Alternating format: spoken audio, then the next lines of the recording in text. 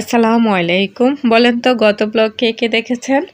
যারা গত ব্লগ দেখেছেন তারা বলতে পারবেন আমি ভিডিওটা কোথায় শেষ করেছি। তো ওই ভিডিওতে বলে দিয়েছিলাম যে আজকের ভিডিওতে আমি কি দেখাবো।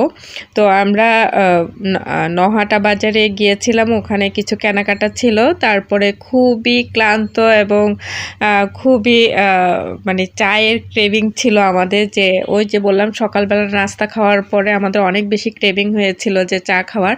বাড়িতে যেহেতু চায়ের কোনো ব্যবস্থা ছিল না, তো ভাবলাম যে ওদের যেহেতু নহাটা বাজার যাব সেই সাথে চাটাও খাবো। তো চা খাওয়ার জন্য সুন্দর একটা জায়গা শিপু সিলেক্ট করেছে, সেটা হচ্ছে নবগঙ্গা নদীর পাড়ে ছোট্ট একটা চায়ের দোকান আছে, ওখানে আমরা চাটা খেলাম আর কি। তো আজকে আপনাদেরকে সেই নবগঙ্গা নদীটা ঘুরে দেখাবো একটু, আর হচ্ছে যে এই নবগঙ্গা নদীর পাড়ে আমরা চা খেয়েছি যে ওইটার একটু ভিডিও করে নিলাম আর কি।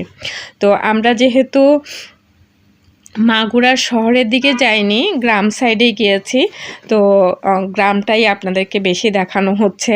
আপনারা হয়তো ভাববেন যে মাগুরা গিয়েছি, মাগুরার অন্যান্য জায়গায় কেন দেখাচ্ছি না। আমরা আসলে মাগুরাতে গিয়েছি, একেবারে ছোট্ট একটা গ্রামে গিয়েছি।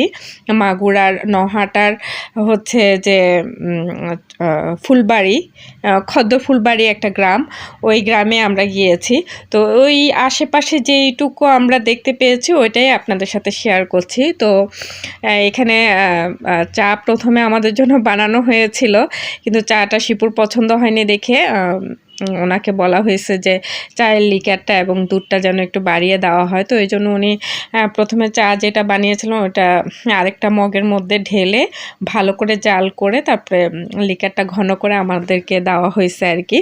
তো দেখতে পাচ্ছেন চায়ের কালারটা মাশাআল্লাহ, যেমন কালার ছিল চাটাও খেতে তেমনই ছিল, তার চেয়েও বেশি বলবো যে ভালো ছিল আর কি।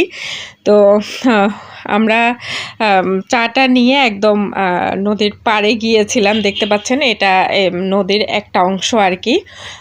তো আমি ভিডিও করার জন্য, সুন্দর একটা ছবি তোলার জন্য চেষ্টা করছিলাম। তো সবাই মিলে চাটা আমরা ওখানে প্রাকৃতিক পরিবেশ উপভোগ করতে করতেই চাটা খেলাম আর কি। তো সবাই মিলে দেখতেই পাচ্ছেন নদীর পাড়ে দাঁড়িয়ে চা খাচ্ছে, আর আমি চাটা ঠান্ডা হওয়ার জন্য একটু রেখে দিয়েছি। আমি চা একটু ঠান্ডাই খাই।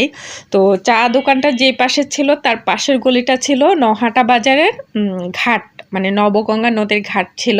তো ওই ঘাটে এসে আমরা নৌকা ঠিক করলাম। তো শিপু প্রথমে গিয়েছে, একটা নৌকা ঠিক করলো আমাদের জন্য। তো নৌকাতে চড়া আমার জন্য এই প্রথম না, আমি এর আগে অনেকবার নৌকাতে চড়েছি। আমার যতটুকু মনে পড়ে কাপ্তাই লেকেই প্রথম নৌকা চড়েছিলাম, তারপরে হচ্ছে যে নিঝুম দ্বীপে যাওয়ার সময় নৌকায় চড়েছিলাম। লাস্ট যেবার নৌকায় চড়েছিলাম সেটা হচ্ছে মিঠামইন ইটনাতে আর কি। লাস্টবার আমাদের ইটনা যাওয়ার সময় আমাদের নৌকায় চড়া হয়েছিল। তো এরপর আর নৌকায় উঠিনি। এতবার নৌকা চড়ার পরেও আমি আজকে যখন নৌকায় উঠলাম, মানে এই নৌকাতে একটু ভয়ই লেগেছে, কারণ ধরার মতো কিছু নাই, উপরে কিছু ছিল না, একদম খোলা একটা নৌকা। তো আমরা নৌকাতে ওঠার পরে আমি আর শারমিন বসে গিয়েছিলাম, পরে অন্যান্যরা সবাই বসে ছিল আর কি। বসলে আসলে ওরকম বোঝা যায় না। মাছ নদী পর্যন্ত যাওয়ার পরে আমাদের কাছে ভালোই লেগেছে, খারাপ লাগেনি। তো আমরা ঘুরে ঘুরে একটু দেখলাম, আর মাঝি আমাদেরকে মাছ নদীতে যাওয়ার পরে বললো যে এখানে একটু গভীর আছে। আর দেখতে পাচ্ছেন নদীটা অত মানে মাঝের পানিগুলো খুব পরিষ্কার ছিল। আশেপাশের যে কিনারার পানিগুলো এগুলো হচ্ছে যে ফেনা ফুল, আমরা এইগুলোকে কচুরি পানা বলি আর কি, কচুরি পানা ফুল, আর হচ্ছে যে শ্যাওলা সবুজ সবুজ এগুলোকে কি বলে আমি আসলে বলতে পারছি না, এইগুলো জমেছিল। কিন্তু ওগুলো দেখেও আমাদের কাছে ভালো লেগেছে। চারিদিকে পানিগুলো সবুজ, পানির মধ্যে সবুজ সবুজ কচুরি পানা, তারপরে শ্যাওলা, এগুলো দেখেও আমাদের কাছে অনেক বেশি ভালো লাগছে। আর ওই যে দেখতে পাচ্ছেন পাড় ঘেঁষে ঘেঁষে অনেক বাড়িঘর আছে, তারপর দোকানপাট আছে।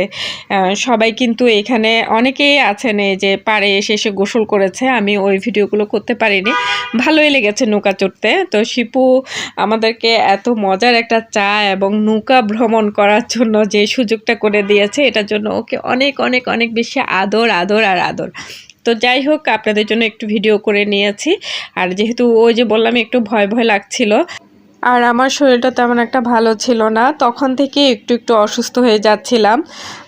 তো এটা যেহেতু আমাদের প্রথম দিন ছিল, প্রথম দিন আমরা সকালবেলা তো হাঁটতে গিয়েছিলাম, এরপরে হচ্ছে এসে গোসল টোসল করে তারপর হচ্ছে যে নহাটা বাজার এলাম, আর সেই সাথে আপনাদের সাথে নবগঙ্গা নদীটাও একটু শেয়ার করলাম। মাগুরাতে হচ্ছে যে মধুমতি নদী ছিল, তো ওটার আমরা যেহেতু আমাদের সময় ছিল না, সুযোগও ছিল না, যেহেতু আমরা শহরের দিকে, মাগুরা শহরের দিকে যাইনি, একদম একটা গ্রামের দিকে এসেছি, এই জন্যই গ্রামের আশেপাশে যা কিছু আছে একটু একটু করে আপনাদের সাথে শেয়ার করেছি। আর আমরা যেই জায়গাটাতে গিয়েছি ওইটারই একটু একটু অংশ আপনাদের সাথে শেয়ার করলাম। তো আমাদের ঘোরাঘুরি শেষ, আমরা এখন বাড়ি চলে যাব। বাড়ি যাওয়ার পরে হচ্ছে যে আমরা ওই যে আমাদের জন্য পিঠা বানানো হয়েছিল সকালবেলা, তো আমরা খেতে পারিনি। সকালবেলা হচ্ছে যে আমরা খাওয়া দাওয়া করে, সকালের নাস্তা ছিল ভাত, ওটা খাওয়া দাওয়া করে আমরা কিন্তু বাজারে চলে আসলাম, নহাটা বাজারে আর কি। তো এরপরে যাওয়ার পরে হচ্ছে যে আমরা পিঠা খেলাম, পিঠা বেশি খেতে পারিনি। তো পিঠা খাওয়ার পরে হচ্ছে যে দুপুরের খাওয়ার আয়োজন করা হয়েছিল।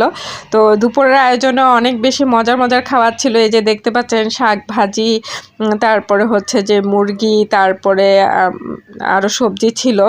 আমি সবগুলো ছবি তুলে নিচ্ছিলাম। আর হাঁস ছিল, হাঁস আমাদের প্রতিবেলাই ছিল। আর সব কিছু মিলে আসলে সুন্দর একটা সময় কাটিয়েছি। আর আপনাদের কাছে নবগঙ্গা নদীটা কেমন লেগেছে একটু জানাবেন। আর আজকের মতো এখানেই বিদায় নিব। সবাই ভালো থাকবেন, সুস্থ থাকবেন, আর আমার জন্য দোয়া করবেন। আমি ওই যে বেড়ানোর খেসারত দিতে হচ্ছে আমাকে, আমি ঠান্ডা জ্বরে ভুগছি, আমার জন্য সবাই দোয়া করবেন। আল্লাহ হাফেজ, আসসালামু আলাইকুম, টাটা।